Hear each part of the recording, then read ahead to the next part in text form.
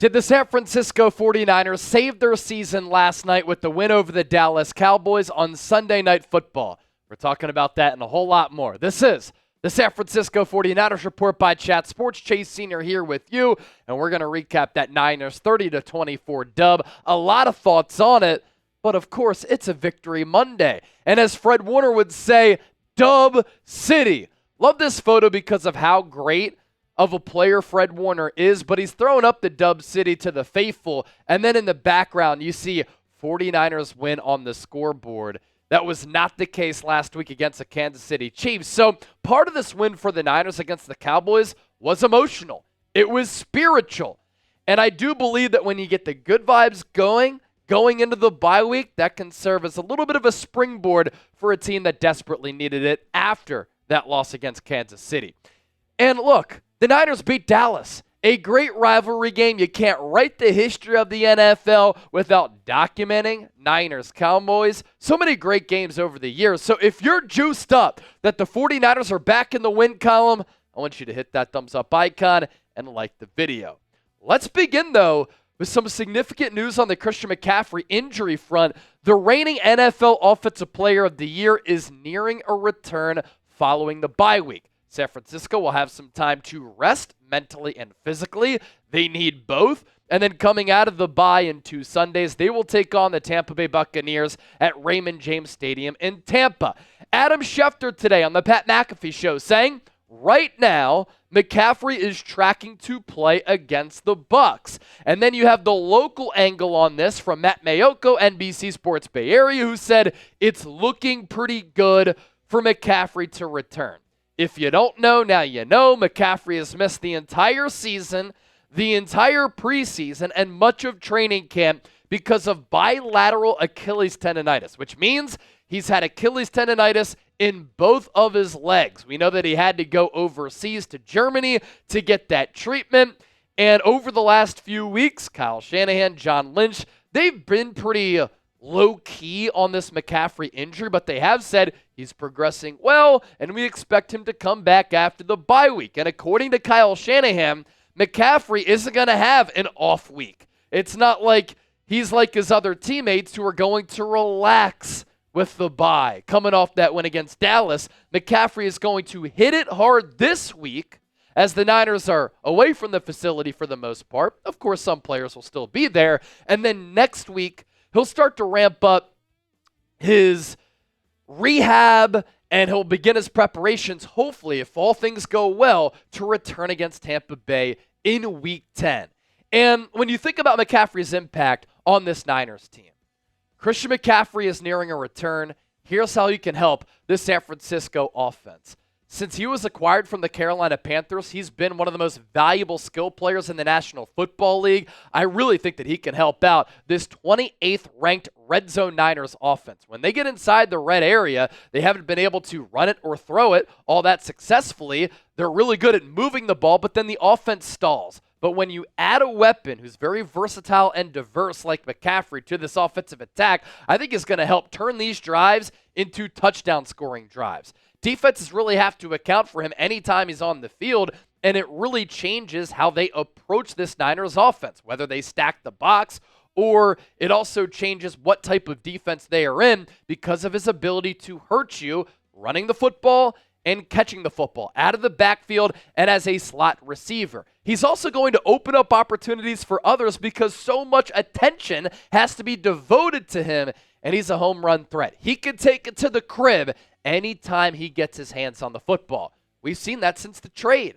In 2023, NFL Offensive Player of the Year, more than 2,000 all-purpose yards. The Niners Offensive MVP, and hopefully he's not going to have any lingering issues with the bilateral Achilles tendonitis. Last year, just one of the best running back seasons that you will ever see. 272 carries, almost 1,500 yards, 5.5 yards per carry, 14 touchdowns on the ground, 7 more through the air, and had 67 catches for 564 yards. And then in 2022, 244 carries, more than 1,100 yards, nearly 5 yards per carry, 8 rushing touchdowns. He caught the ball that year 85 times for 741 yards. And with McCaffrey coming back, let's circle back to that initial question that I posed off the rip. Is the Niners season saved?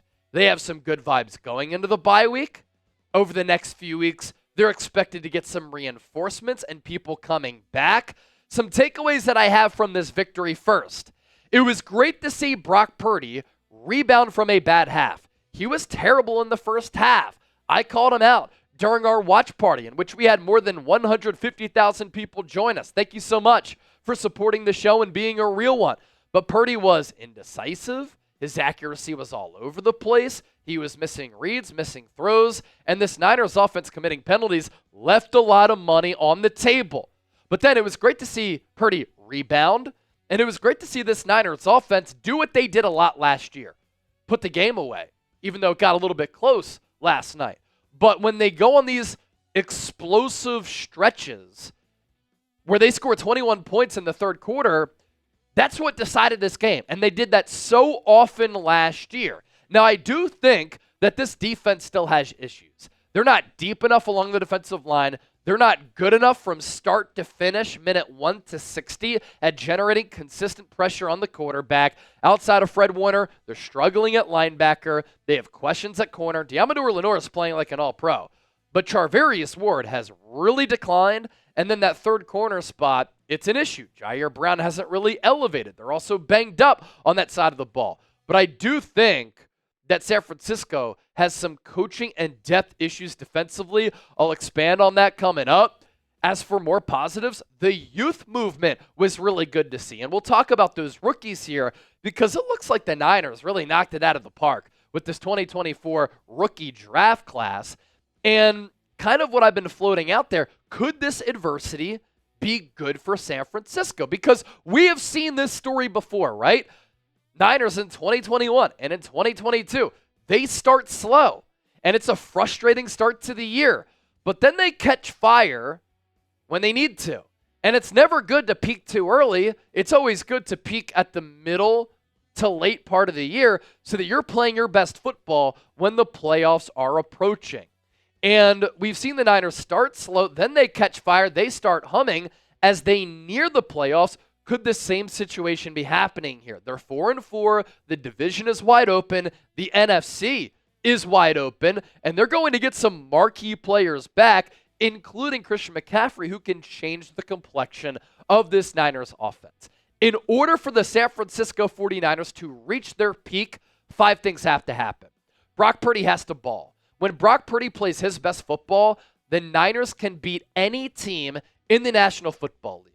San Francisco will also have to stay healthy. Under Kyle Shanahan, they've been top 10 in injury rate every year. Last year, 4th healthiest team. They stayed healthy. They made the Super Bowl. Kyle Shanahan's teams, because of how they play, rugged and physical, no strangers to being banged up. But this year, they're really banged up, and they can't afford to have more catastrophic injuries. The Niners moving forward will have to have at least above average offensive line play. It's been way too inconsistent, and against good defenses, it's just been outright bad. But Christian McCaffrey, Dre Greenlaw, Talanoa Hufanga coming back, those are 3 all-pro caliber players. CMC, Huff, they're all pros. Greenlaw played at an all-pro level last year, and the 49ers defense, it's going to have to improve. No secondary breakdowns, more consistent in stopping the run, more consistent in getting after the quarterback, and some of these depth pieces are going to have to step up.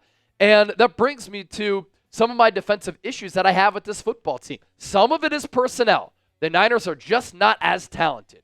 You replace Dre Greenlaw with Devondre Campbell.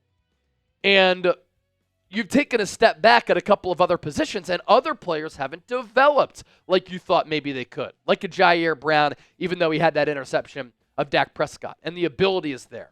Some of it is coaching as well. Niners play way too soft sometimes, and they let the Cowboys come back into that game where CeeDee Lamb, there was literally nobody within 10 yards of him for two of his touchdowns. The Cowboys went on a 70-yard drive in 90 seconds. You rarely see that in the NFL, and it's really unacceptable. So some of the communication breakdowns come down to coaching on that back end. And again, I'm just not sure if the Niners are talented or deep enough. Are they going to make a move at the deadline? And does a deadline move help? Because they might need moves on that side of the ball. As for the NFC outlook, this conference is wide open. The Detroit Lions and the Minnesota Vikings are the top two teams in the NFC. We've seen the 49ers come back against Detroit. I think they match up well. Kyle Shanahan will have to have answers against Brian Flores, but Sam Darnold is their quarterback. Is he going to lead the Vikings to a deep playoff run? Rams, Packers, good. The Eagles are surging. But when the Niners are playing their best ball, they're tough to beat, and they're right up there with any of those squads. So what is your level of confidence in the Niners? Scale it for me from 1 to 100. I had said and exercised caution during the postgame show last night. I'm not going to overreact, and I'm not. But we know what this team is capable of being, but where's your level of confidence at? Let me know. You know where I'm at with the Game Time app? It's the only app that I use because I love going to sporting events, concerts, comedy shows, theater events, and a lot more. And since I talk sports for a living, sometimes I need to unplug a little bit. I need to laugh and go to a comedy show. I like jamming out to some music, taking down some drinks. The vibes are flowing.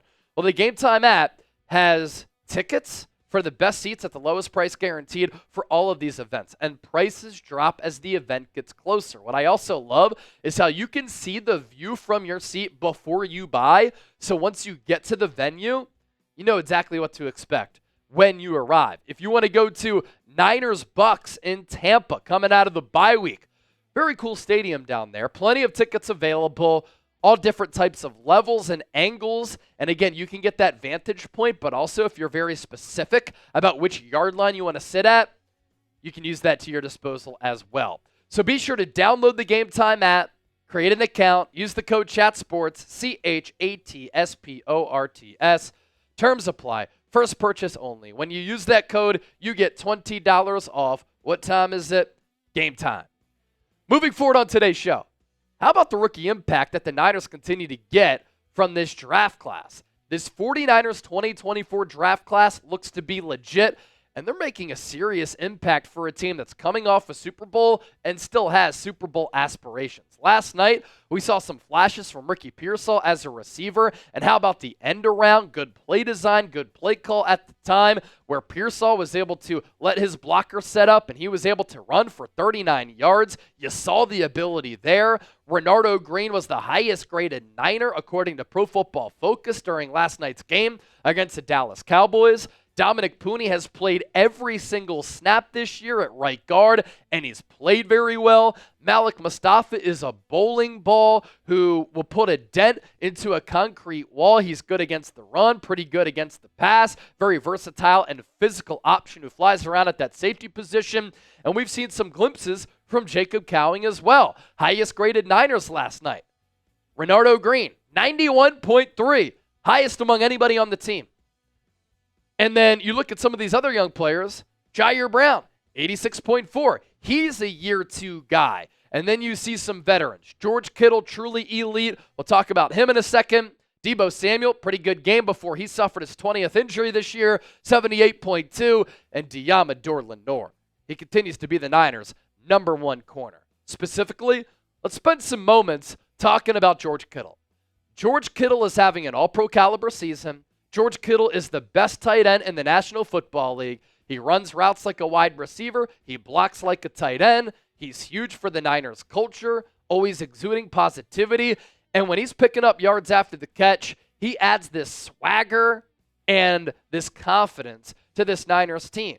And I know that he's suffered some injuries since signing that contract extension a few years ago, but for him being a former fifth-round pick, to have the impact that he's had, to still be playing at this high of a level, he has not lost a step at all. And alongside Brock Purdy, they have paired up to form one of the top quarterback-tight end combinations in the National Football League. George Kittle, after scoring a touchdown last night, has 19 touchdowns in 28 regular season games since Brock Purdy became the Niners starter in 2022.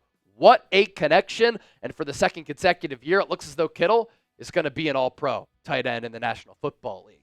Yiadom Lenore. He's balling. 2 interceptions in as many games. 2 weeks ago against Patrick Mahomes. Last night against Dak Prescott. Unfortunately for him, he is playing so well that he might be outpricing himself. I'm not going to go as far as to say he's going to get like true number one corner money, which would put him $18 to $22 million per year.